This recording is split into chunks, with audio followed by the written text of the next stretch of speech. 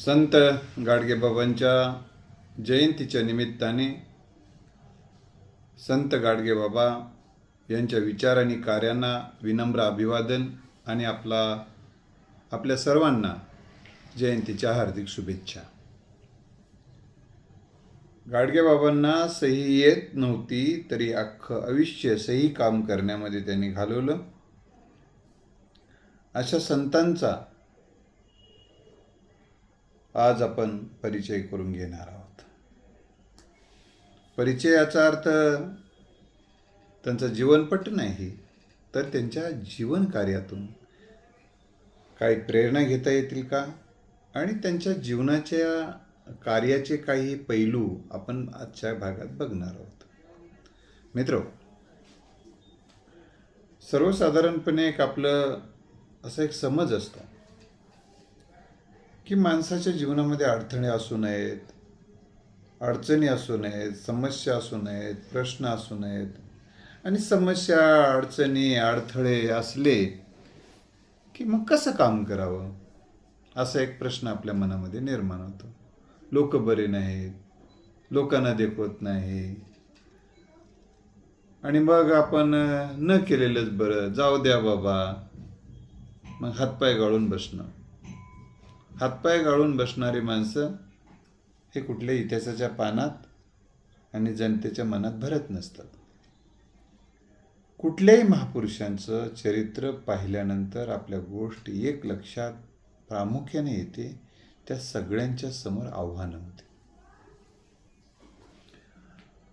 आणि ते आव्हानं दूर करणं हे त्यांचं जीवित कार्य होतं. कारण मित्रांनो, प्रश्न आहेत म्हणून उत्तर देता येतात, उत्तर निर्माण करता येतात, उत्तरं शोधता येतात. या व्यवस्थेमध्ये प्रश्नच राहिले नसते तर हे काम करण्याचं काही प्रयोजन राहिलं नसतं. म्हणून कधीही आपल्या जीवनामध्ये प्रश्न, समस्या, अडचणी, अडथळे आहेत याचा अर्थ काम करायला संधी आहे, असाच त्याचा अर्थ घेऊन काम केलं पाहिजे. सगळीकडेच उजेड असल्यानंतर दिव्याचं काय काम पडणार आहे का? मग नाही. तर त्याच्यामुळं अंधार आहे ही संधी आहे, संकट नाही. तर हे समाजसेवेसाठीचं एक आपल्यासमोर आपल्याला एक संधी मिळाली काम करण्याची, असा त्याचा अर्थ घ्यायचा. आणि या अडचणी, अडथळ्यांना न डगमगता त्या अडचणी, अडथळे, समस्या दूर करणं यासाठीच माझा जन्म झालेला आहे, हे माझं अवतार कार्य यातूनच समोर येणार आहे, असा एक विचार मनात बाळगून कामं करत गेले पाहिजे. कारण आपल्याला सगळ्यांनी आपली जयंती करावी, आपला उत्सव साजरा करावा आणि थोडंसं काम केलं की पुतळे उभारावे असं वाटत असेल तर ह्या डोक्यातून काढून टाका हे विचार. तर अख्खं आयुष्य गाडगेबाबांच्या संघर्षात गेलेलं आहे. त्यांच्या समोर काय आव्हानं होते, काय अडचणी होत्या, काय अडथळे होते, याचा विचार जर आपण केला तर काही गोष्टीचे संदर्भ मी या ठिकाणी तुमच्यासमोर देईन.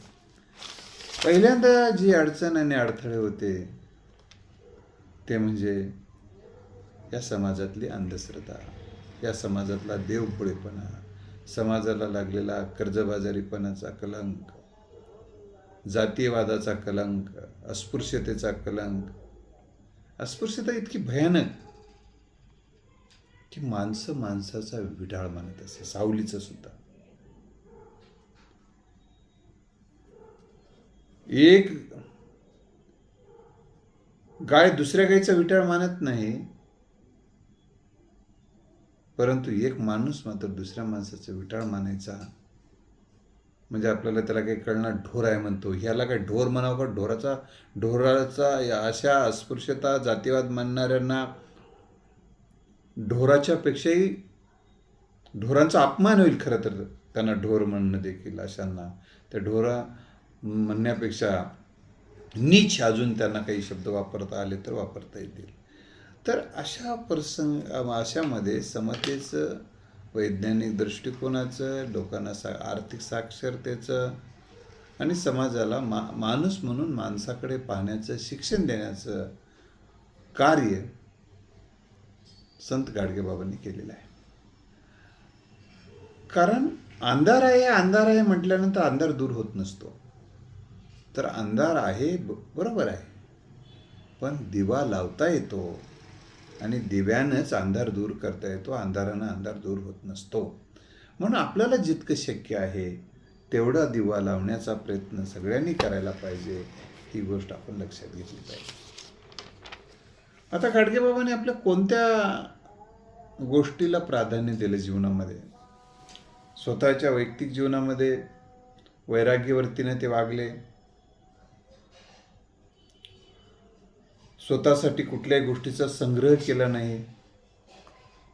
जे काही त्यांना मिळालं ते राष्ट्रकार्याला, समाजकार्याला देऊन टाकलं. काही लोक निधी द्यायचे, त्याच्यातून धर्मशाळा बांधल्या, काही शिक्षण संस्थांना त्यांनी मदत केली, शाळाही काही उभा केल्या, वृद्धाश्रम काढले, घाटं बांधले, अशा अनेक गोष्टी केल्या. तर त्यांची ओळख प्राधान्यानं हे सांगत नाही अगोदर त्यांचा जो काही पोशाख होता, हा पोशाख काचं एक गूढ आहे. आणि तोच पोशाख त्यांनी शेवटपर्यंत वापरला. म्हणजे असं कोणाला वाटू नये की गाडगेबाबांना पैसे नव्हते गाडगेबाबाकडे आणि त्यामुळेच ते गरीब म्हणून कपडे वापरत, तसे कपडे वापरत असावेत. कारण गाडगेबाबांकडे अनेक धनिक लोक त्यांचे शिष्य होते. एकदा तर गाडगेबाबांना एका धनिकाने, श्रीमंताने आमच्या गावी कीर्तनालयाला निमंत्रण दिलं. तेव्हा गाडगेबाबा म्हणाले, तुपाचं जेवण देतोस का? म्हणजे ते स्वतःसाठी नाही, पुरणपोळीचं जेवण देतोस का? त्याच्यासोबत तूप आलंच. पुरणपोळीचं देतोस का म्हटल्यानंतर तो मान्य झाला. तुम्ही येणार म्हणल्यावर काय, पण ते तुपपोळी किंवा खाल्ले नाही, तसेच गेले नाही. पण त्यांच्या आयुष्यामध्ये एक असाच कटू प्रसंग घडलेला आहे मित्रांनो. एकदा एका व्यक्तीच्या दारासमोर ते असताना तुपपोळीचा विषय निघाला. तेव्हा त्यांना मारहाण करण्यात आली होती. असो ते, पण एक सांगायचं हेतू, ह्या गाडगेबाबांवर असे प्रहार अनेकदा झालेले आहेत.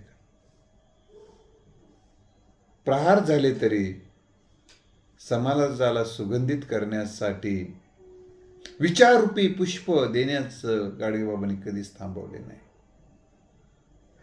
गाडगेबाबा परिसरांची स्वच्छता जसं करायचे गावात त्या गेल्यानंतर, परिसर स्वच्छता आणि सार्वजनिक स्वच्छतेचं आणि काम करणारा हा महामानव, त्या विचाराची पताका आजही काही जण घेऊन जगतात. आणि R.R. पाटील साहेबांनी गाडगेबाबांच्या ह्या स्वच्छता अभियानाला फार व्यापक रूप दिलं आणि त्यांचं नाव वानेच संत गाडगेबाबा अभियान सुरू केला. पुढच्या काळात मोदी साहेबांनी स्वच्छतेचं काम हाती घेतलं. आता त्यावर पण स्वच्छतेकडे लक्ष वेधणं गरजेचं आहे ना. त्याच्यावर टीका काही करता येईल आता, परंतु स्वच्छतेकडे जेव्हा कोणत्याही गोष्टीला राजकीय आश्रय मिळतो तेव्हा ती गोष्ट थोडी पुढे जायला मदत होते. या दृष्टिकोनातून त्याकडे पाहिलं पाहिजे. त्याच्यामध्ये पक्षीय राजकारण करण्याचा काही आजचा विषय नाही तो. तर परिसर स्वच्छता करत असतानाच मनाच्या स्वच्छतेकडे ते विशेष लक्ष द्यायचे. लोकांचं मन स्वच्छ झाले पाहिजे. मन करारे प्रसन्न सर्व सिद्धीचे कारण, असं तुकोबा जसे म्हणाले, किंवा मनातला मळ काढून टाकला की शीतलतेचा प्रत्यय येतो, असं तुकोबारायांचं मत होतं. त्यामुळं मनातले कुविचार, कुधारणा नकारात्मक दृष्टिकोन बदलण्याचा प्रयत्न संत गाडगेबाबांनी केलेला आहे. तुम्हाला एक महत्त्वाचा मुद्दा त्या निमित्तानं सांगतो की गाडगेबाबा स्वच्छतेला एवढं महत्त्व दिलं होतं की स्वच्छता म्हटली की गाडगेबाबा आठवतात आपल्याला. आणि मग ही मानसिक स्वच्छता असेल, परिसर स्वच्छता असेल, आणि स्वच्छतेची गरज असतेच, कारण आजारापासून दूर ठेवण्यासाठी असेल, मानसिक स्वास्थ्य उत्तम ठेवण्यासाठी असेल, आनंद वाटण्यासाठी असेल, कार्याला बळ येण्यासाठी स्वच्छता लागते. आनंद वाटतच नाही अस्वच्छ ठिकाणी माणसाला. कोणीही बघा, आताही बघा. तर त्यांनी स्वच्छतेला खूप महत्त्व दिलं आणि प्रत्येकाने त्यांच्या कार्यापासून प्रेरणा घेऊन जर स्वच्छतेकडे लक्ष दिलं तर बऱ्याच प्रमाणामध्ये चांगलं काम होऊ शकतं. आपण आपलं ताट जरी स्वच्छ धुवून ठेवण्याचं एक व्रत घेतलं तरी खऱ्या अर्थानं गाडगेबाबाला आदरांजली ठरेल. बऱ्याचदा काही जण कशाला धुवायचं, आपल्या घरी मोलकरीण नाही का असा एक विचार करतात. मग तिला काय काम लावा आपण धुल्यावर, मग तिला काय फुकट पैसे द्यावं का, अशा पद्धतीने म्हटलं जातं. पण आपलं स्वच्छ किमान पाण्यानं धुवून ठेवलं तर जास्तीचा साबण लागणार नाही, जास्तीचं मग धुण्यासाठी त्याचा वास येणार नाही आणि त्याला वेळ पण लागणार नाही, असेही होतील ना. ठीक आहे, एकदा पाण्यानं धुवून ठेवलं तरी त्याचा उपयोग होतो, किंवा ते अन्न जे नाचतं आणि त्याचा दुर्गंध येतो ते येणार नाही ना. तर याचा अर्थ मी कोणाला म्हटलं तर राग येईल, बाबा अजून एवढं सोपं आहे का, आम्हाला काही कामासाठीच ठेवताय काय, अशाही पद्धतीचे एक विचार येऊ शकतात समोर. तो विषय बाजूला ठेवू. या दुसरा एक महत्त्वाचा विषय म्हणजे मनातील मळ त्यांनी जे काढला ते कशाच्या माध्यमातून काढला, तर सद्विचार, सकारात्मक विचार, संतांच्या विचारांची पेरणी करून मन स्वच्छ करण्याचा प्रयत्न त्यांनी केलेला आहे. आणि लोकांच्या विचाराची दिशा बदलली. कारण खरं परिवर्तन विचाराचं परिवर्तन असते. एकदा विचारात परिवर्तन झालं की आचारात परिवर्तन होतेच. आणि देव कुठे आहे, माणसांना प्रश्न पडायचा. मग देव कोणी पाण्यात शोधायचे, कोणी दगडात शोधायचे, कोणी कुठे शोधायचे. पण गाडगेबाबांनी संत तुकाराम महाराजांचा दाखला देऊन त्यांनी सज्जनामध्ये सेवेमध्ये देव शोधायला शिकवला. तीर्थी धोंडा पाणी देव रोकडा सज्जने, असं ते विचार सांगायचे. हा अभंग तुकोबारायांचा असला तरी गाडगेबाबांनी तो खूप लोकांपर्यंत नेलेला आहे. संतांचं कार्य संतांनी लोकांपर्यंत न्यावं हा विचारच सांगितला नाही तरी ते जगले. दुसरा एक महत्त्वाचा विचार म्हणजे त्यांनी खऱ्या अर्थानं सगळे मानव सारखे आहेत हा विचार रुजवला. आणि माणसांना माणूस म्हणून जगलं पाहिजे, आपली जात माणूस आहे हा विचार त्यांनी रुजवण्याचा प्रयत्न केलेला आहे. म्हणून त्यांना कोणी जात विचारली की ते सांगायचे की तुमची जात कोणती म्हणून विचारली की माझी जात मानव, माणूस असं ते म्हणायचे. माणूस माझं जात आहे असं ते सांगायचे. मग कोणी चिडायचे, संतापायचे त्यांच्या, पण त्यांनी ते आपलं सोडलं नाही कधी. एका गावाने आता काल परवा माझ्या वाचनात आलं, आता मला त्या गावाचं नाव माहीत नाही, तुम्हाला असेल तर सांगा किंवा मला जर ते शोधेल मी ते मला सांगेल पुढं. तर त्यांनी आता जात लावायचंच नाही असं ठरवलेलं आहे. तर मला या निमित्तानं आपल्याला सांगायचं आहे, तर हा समाज या सगळ्यांनीच उद्या त्यांना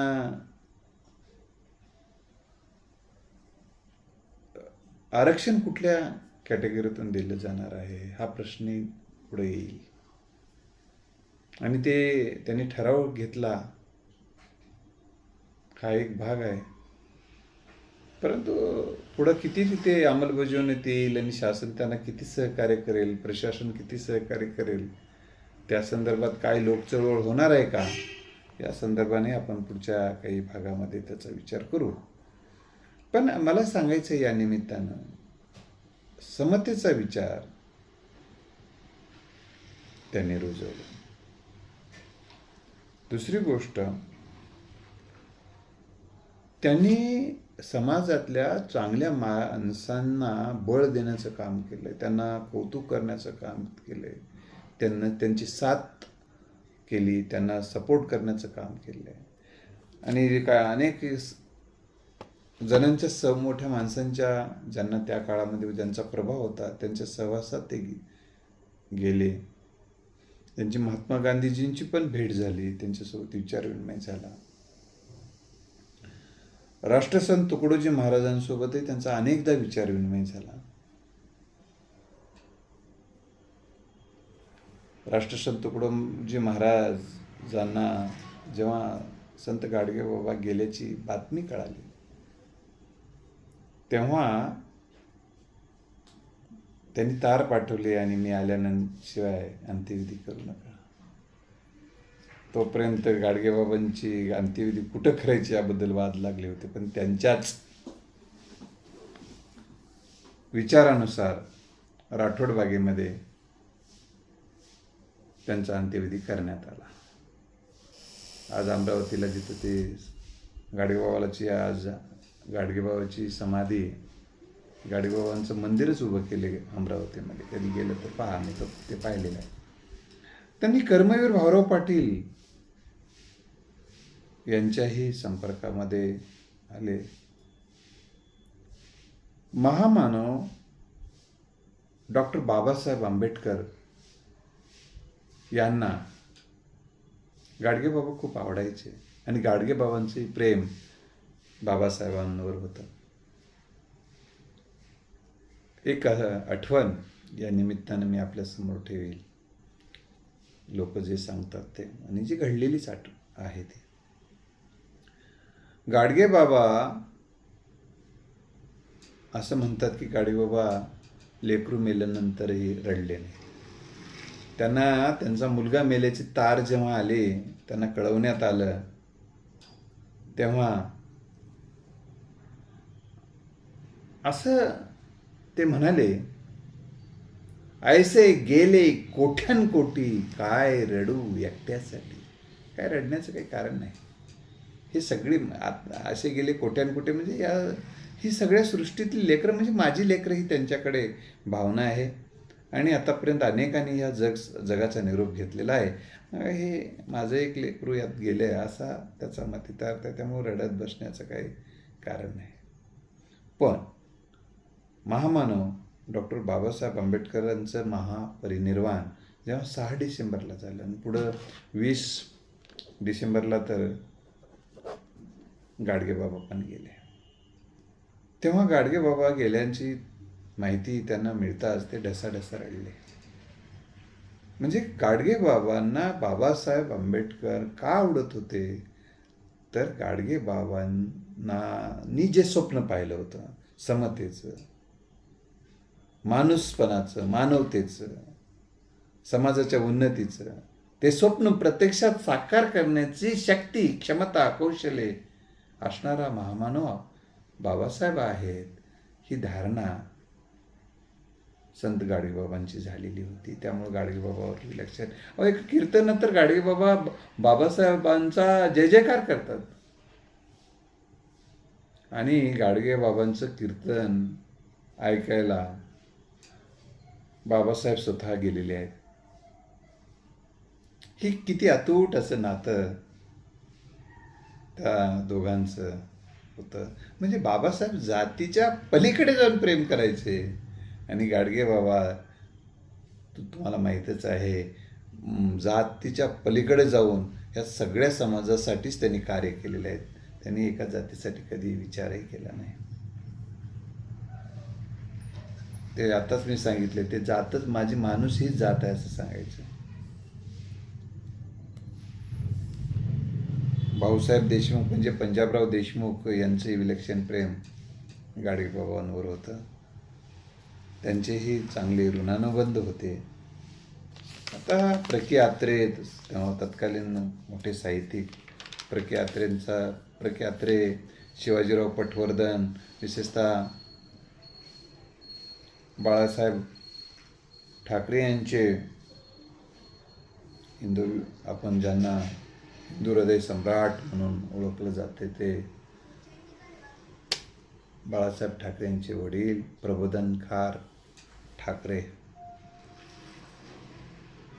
हे संत गाडगेबाबांवर विलक्षण प्रेम करत, आणि त्यांनी चरित्र पण लिहिले, अतिशय उत्कृष्ट असं चरित्र त्यांनी लिहिलेलं आहे. गाडगेबाबांवर अनेकांनी चरित्र लिहिले. मनोज तायडे सरांचं पण चरित्र आहे, अनेकांचे चरित्र आहे.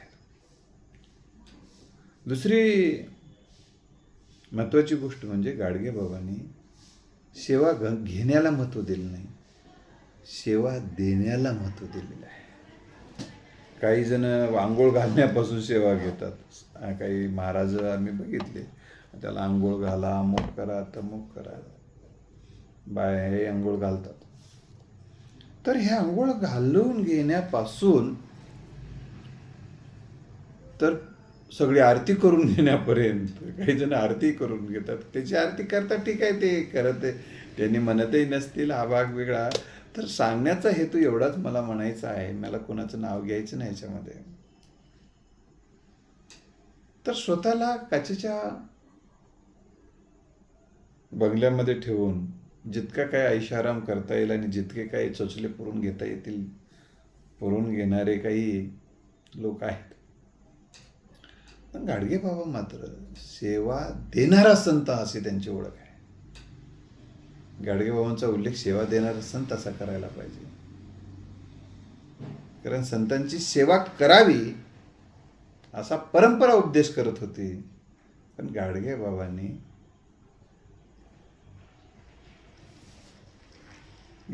जनतेलाच, सज्जनालाच संत मानून त्यांची सेवा केलेली आहे, आणि लोकांनाही सांगितलेलं आहे, सज्जनामध्ये देव पाहायला शिकवलेला आहे. रंजल्या गांजलेल्यांची सेवा करायला ते सांगत, सेवेला महत्त्व देत. शीख धर्मातही सेवेला खूप महत्त्व आहे, आणि बऱ्याचदा सेवा हे मूल्य म्हणून या आपल्या संस्कृतीत सांगितलं जातं. आणि गाडगेबाबा जी स्वच्छता करायचे किंवा सेवा करायचे, ते केव्हा विशिष्ट वर्गाची नाही करायची, विशिष्ट जातीची नाही करायची, सगळ्यांची करायची. विशेषतः त्या काळामध्ये मातंगवाडा, महारवाडा याकडे लोक जायला काही जणाला विटाळा वाटायचा.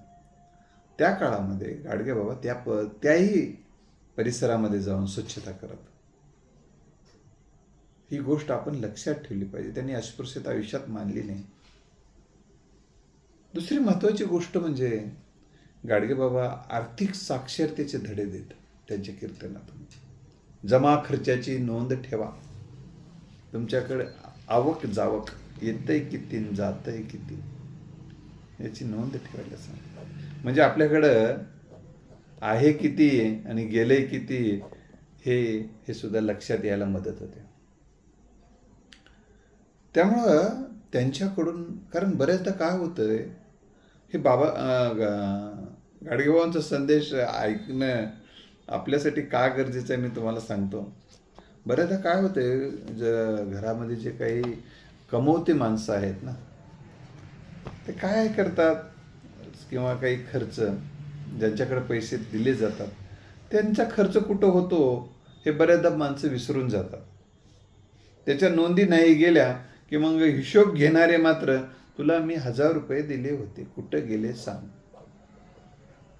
आता समजा हे लिहून नसेल तर आठवतच नाही ना, आठवलं नाही की मग त्याच्यावर आरोप होतात, खाल्ले पैसे खाल्ले. सांगायचा उद्देश एवढाच आहे, जर हे प्रत्येक गोष्ट जर लिहून ठेवली तर हिशोब देणं सोपं जाते आणि क्लॅरिटी राहते. क्लॅरिटी राहायला फार मदत होते. हे या निमित्तानं मी तुम्हाला सांगतो. आणि गाडगेबाबा या बाबतीत कठोर असत. कारण त्या सामाजिक कार्यासाठी आलेल्या निधींची ते नोंद ठेवायला सांगत आणि 5-5 पैशाचा हिशोब द्यायला सांगत, आणि हिशोब जर दिला नाही तर त्यांना त्या कामापासून दूर करत, थोडं काही झालं तर. म्हणजे हिशोबाबाबतीत ते अतिशय कठोर होते. पैसा असं आपण विश्वस्त म्हणून काम पाहिलं पाहिजे. त्याने अनेक गोष्टी केल्या, पण त्यांनी धर्मशाळाही बांधल्या जिथं भक्तांना आश्रय मिळावा म्हणून, किंवा ज्यांना कुठेच आधार नाही रात्रीच्या वेळेला तिथं झोपण्यासाठी जागा मिळावी म्हणून त्यांनी काही धर्मशाळा बांधल्या. पंढरपूरला एक धर्मशाळा तुम्हाला पाहायला आजही मिळते. तर धर्मशाळेचा मात्र त्यांनी कधी उपभोग घेतला नाही, फायदा घेतला नाही. तिथं कोणाला आपल्या नातेवाईकाला उतरू दिलं नाही, आपण स्वतः उतरले नाहीत. कधी उतरण्याचा योग आला तरी ते त्या परिसरात, धर्मशाळेच्या परिसरात किंवा समोरच्या वरांड्यात झोपत. अनेक वृद्धाश्रम देखील त्यांनी त्या काळात बांधले. खरं तर वृद्धाश्रम बांधायची वेळ समाजावर येणं हे समाजाच्या संकुचितपणाचं लक्षण आहे. पण हे समाजानं निर्माण केलेला रोग डॉक्टरांना दूर करावाच लागतो. तसं हा रोग म्हणून जसं रुग्णालय उभा करावं लागतं, रोग शरीराचा लागलेला रोग दूर करायचा, पण समाजाच्या मनाला जो रोग लागलेला आहे की आपलेच नातेवाईक नाही पोसायचे, त्यांना फेकून द्यायचं कुठे, यूज अँड थ्रो, ही जी मानसिकता आहे, या मग त्यांना तर कोणीतरी आधार देणं गरजेचं आहे ना वृद्धा काळामध्ये. तर गाडगेबाबांनी वृद्धाश्रमाची उभारणी केली. एका वृद्धाश्रमाला अमरावती जिल्ह्यामध्ये आहे, त्या वृद्धाश्रमाला आम्ही जाऊन आलेलो आहोत. तर सांगायचा महत्त्वाचा हेतू आहे की वृद्धाश्रम निर्माण होऊ नये ही यासाठी प्रबोधन होणं अतिशय गरजेचं आहे. काही जण म्हणतील त्यांची अडचण होते सर, मग काय करायचं? काय अडचण होती का? आता 2 लेकरं होते, त्यांनी सांभाळलंच ना त्या घरामध्ये. तुम्ही लेकरं होता तेव्हा त्यांना सांभाळले, आता त्यांना तुमचे लेकरं म्हणून सांभाळलं ही गरजेचं आहे. परंतु असं काही जणांना त्याच्यात आता कोण त्याच्यामध्ये दोषी आहे हे चिकित्सेचा वेगळा भाग आहे. काही जणाला राग येऊ शकतो, आमच्या कसं काय अपमान झाला वगैरे. कोणाचा अपमान वगैरे काही नाही, पण सगळ्यांनी मिळूनच हा प्रश्न सोडवण्याची गरज आहे. गाडगेबाबांच्याकडे मालमत्ता काय ठेवत सोबत ते? पाणी प्यायला गाडगं, आणि ज्या ठिकाणी बाबा जात त्या गावात आधी स्वच्छता करत, त्या गावात श्रम करत, मग जेवण करत. तसं ते फुकट काही खातेच नसायचे कधी. पाणी प्यायला गाडगं आणि एक वटकी ठेवायची ते जेवण घेण्यासाठी. वटकी आणि गाडगं हे त्यांच्यासोबत असायचं, आणि स्वच्छता करण्यासाठी झाडू. आणि मी सांगत होतो की कपडे खऱ्या अर्थानं खरं तर त्यांना खूप लोक चांगले चांगले भारी भारीचे कपडे घेऊन दिले असते, परंतु वैराग्य एकदा स्वीकारल्यानंतर तर ह्या गोष्टीपासून आपण दूर राहिलं पाहिजे, हीच भावना आणि भूमिका वैराग्य मूर्ती म्हणून त्यांचा उल्लेख यामुळे केला जातो.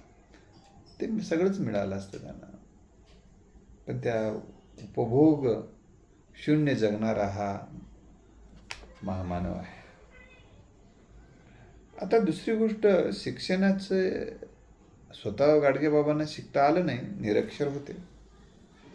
पण गाडगेबाबांनी मोडी विकापन शिक्षण शिकवा असा संदेश दिलेला आहे आपल्या. आणि त्यांनी असं सांगितले, रोटी हातावर घेऊन खाल्लं तरी काही फरक पडत नाही, पण शिक्षणामुळे फरक पडतो. त्यामुळं एखादं भांडे विकावं लागले तर विकार.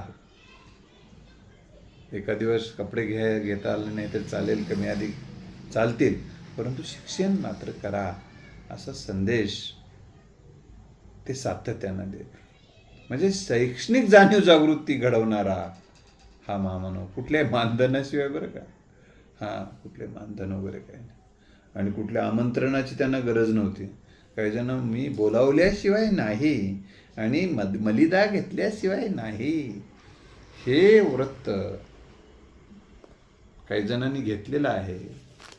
गाडगे बाबा मात्र या दोन्हीपासून दूर होते. ते काही घ्यायचेच नाही. कोणी दिलं तर ते समाजकार्यासाठीच त्याचा उपयोग होत असे. बरोबर, हे सगळे कामं.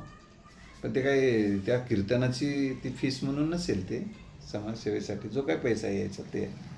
तर मला या निमित्तानं आपल्याला सांगायचं आहे, याचा अर्थ मला असं काही म्हणायचं नाही की कोणी समाजकार्य करताना कोणी त्यांना देत असेल आणि ते संसारिक असतील, घेत असतील, त्याच्या विरोधात माझं काही म्हणणं नाही. कारण त्यांना संसारिक संसार चालवायचा असेल, संसाराला पैशाची गरज लागते, तर त्यांच्याबद्दल काही नाही. पण ते काही बिझनेस म्हणून नाही करायचं. गरजेपुरता, तुमच्या गरजेचा पुरता थोडासा ठीक आहे. तर दुसरा एक महत्त्वाचा मुद्दा म्हणजे गाडगेबाबांनी गाडगेबाबांचा उल्लेख समाज सुधार किती त्यांना, हे जे काही उल्लेख झालेत ना, हे केवळ उगा कोणीतरी भाड्यानं लावलेल्या माणसांनी केलेले उल्लेख नाहीत किंवा कोणाला तरी उगा मुद्दा मोठं करण्यासाठी जाहिरातबाजी नाही. हे हृदयातून आलेले लोकांचे शब्द आहेत. शब्द समाज सुधारक, संत, प्रबोधनकार, ह्या सगळ्या गोष्टी. आणि गाडगे बाबा आज घराघरात जे गेलेले आहेत, गाडगे बाबांनी ह्या समाज व्यवस्थेमध्ये इतकं पूजनीय स्थान मिळवलेलं आहे. कारण इथं आता त्यांना मानणारा वर्ग सर्व जाती धर्माचे लोक मानतात गाडगे बाबांना. कारण सुरुवातीच्या काळात जरी त्यांना त्या गोष्टीचा काही त्रास झाला असेल, जातीवादाचा, अस्पृश्य पाळणाऱ्या लोकांचा, परंतु पुढच्या काळामध्ये गाडगे बाबांना अतिशय सन्मानानं वागणूक देण्यात आली. त्यांच्या कीर्तनाला शेकडो माणसं जायचे. माझ्या माईचे बाबा, माझ्या आजोबांनी सांगितलं की मी बैलगाडीने कीर्तन ऐकायला गेलो होतो, असं त्यांनी संदर्भ दिला होता, मला एकदा सांगितलं होतं. तर हा सांगण्याचा हेतू हा आहे की लोक गाडगे बाबा येणार आहेत म्हटल्यानंतर आनंदानं जायचे. आणि गाडगे बाबाच्या कीर्तनामध्ये बऱ्याचदा श्रोत्यांच्या, कीर्तनाला ऐकायला गेलेल्या भक्तांना गाडगे बाबा प्रश्न विचारून त्यांच्या दोषावर अचूकपणे मर्मावर बोट ठेवायचे आणि श्रोतेवर्ग हसत हसत आनंदाने ते स्वीकारायचे आणि आपली चूक मान्य करायचे. म्हणजे चुकांची केवळ माहिती देणे गाडगेबाबांच्या कीर्तनाचं वैशिष्ट्य नव्हतं, तर लोकांना त्या गोष्टीची जाणीव करून देणं. जे काही विचार गाडगेबाबा द्यायचे त्या गोष्टीची जाणीव करून देणं. एक उदाहरण दिल्यानंतर आपल्याला लक्षात येईल. मी ते काय म्हणायचे की देव का एक का दोन? लोक म्हणायचे देव एकच आहे, सगळा परमेश्वर एकच. मग गावातल्या देवांची नावं घ्यायची. एक एवढे यांना मानता का, ते आहे का, ते आहे का, असं विचार. तर तेव्हा लोकांना वाटायचे हो आपण तर म्हणतो सगळ्याचा पिता एकच आहे, देव एकच आहे म्हणतो, आणि हे काय सगळे रूप. तर मग लोकांना त्याची जाणीव व्हायची, खरंच आपण बोलतोय आणि जगतोय. तर विसंगत वर्तनाची जाणीव करून देण्याचं कार्य गाडगेबाबांनी आपल्या कीर्तनातून करून दिलं आहे. आणि त्यांच्या टीकेमध्ये ही टीका ही क्रोऱ्यातून आलेली नव्हती, तर ही टीका ममतेतून आलेली होती, समाजाच्या काळजीतून आलेली होती. ही गोष्ट आपण लक्षात ठेवलं पाहिजे. संत गाडगेबाबांना पुन्हा एकदा विनम्र अभिवादन करतो आणि पुन्हा एकदा गाडगेबाबांसमोर नतमस्तक होतो आणि सगळ्यांना गाडगेबाबांच्या जयंतीच्या शुभेच्छा देतो. धन्यवाद.